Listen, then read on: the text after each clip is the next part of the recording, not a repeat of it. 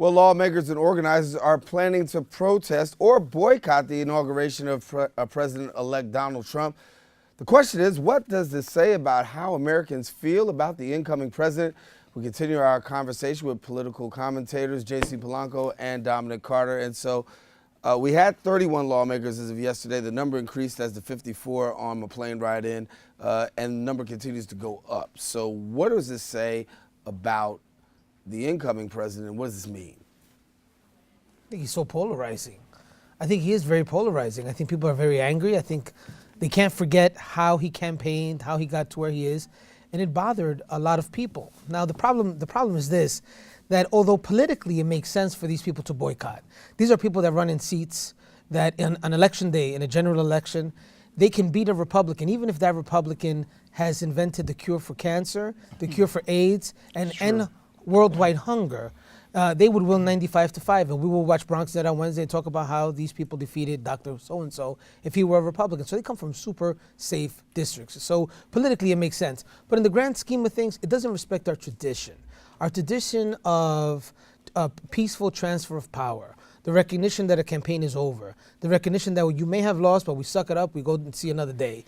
And it doesn't respect what President Obama said, which is we have to move on and be hopeful because this is our president, his success is our success. I think they're sending the wrong message when you think about the bigger picture. So that's my position on it.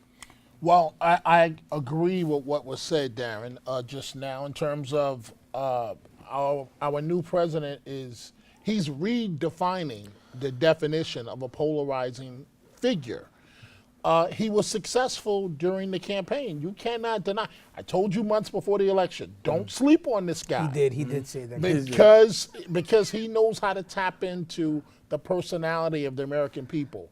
But Mr. President, President Trump, you don't have to respond. You cannot respond to every single criticism that is made of you. You have to understand, and I know him well, you have to understand the ego.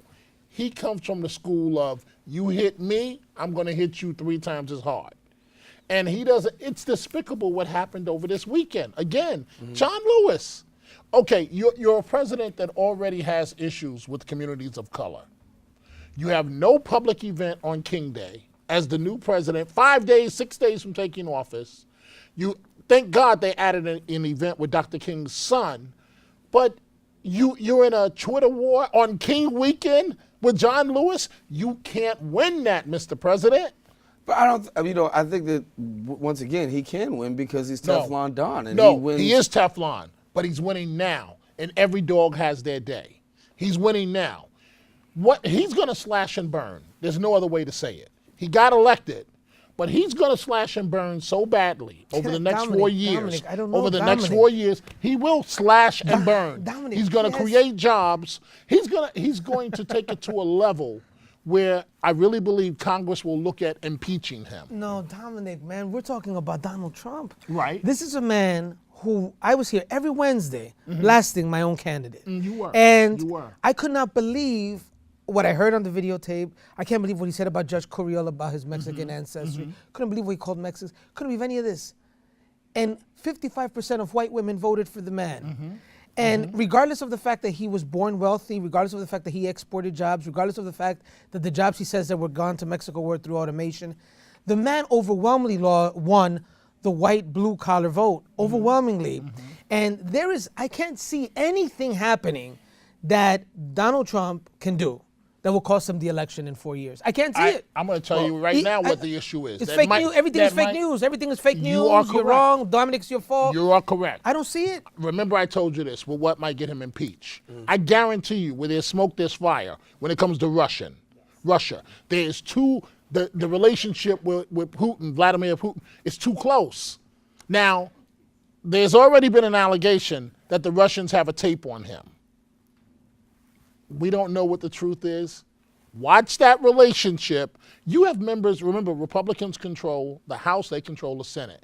You have members of the Senate questioning fellow Republicans, his relationship with Russia. It's not normal. Dominic. It's not normal. Dominic. The way the Russians play or get just- down, as we say in the Bronx, they believe in blackmailing people. Yeah. And all of a sudden, you in love with Vladimir Putin? Dominic, Come on, Mr. but President. Dominic, Mr. Strongman himself? Yeah, but and you Dominic, bowing to listen, no, Vladimir we have- Putin? Why? you have Why, three, Mr. President? You have 3 Republicans. You have Marco Rubio, you have Lindsey Graham, you have John McCain. 3 powerful Yeah, but Republicans. those are my kind of guys. Those are the only guys standing up to this man. Right. But I got to tell you, he has an overwhelming support from the other senators that make up the majority. And I would argue that correct. those 3 that I've mentioned, they too will cave in like they caved in for Trump during the campaign. Like they were never Trumpers. And at the end of the day, they joined the Trump campaign, well, do you except for think- John McCain. But I got to tell you this. This is Marco what's, Rubio but- will never forget what Trump yeah, did but to him John during and the I was a campaign. Marco Rubio guy, but Marco Rubio did come over and endorse him. Yeah, that's true. Even after That's saying all true. those terrible things, he still That's endorsed true. him.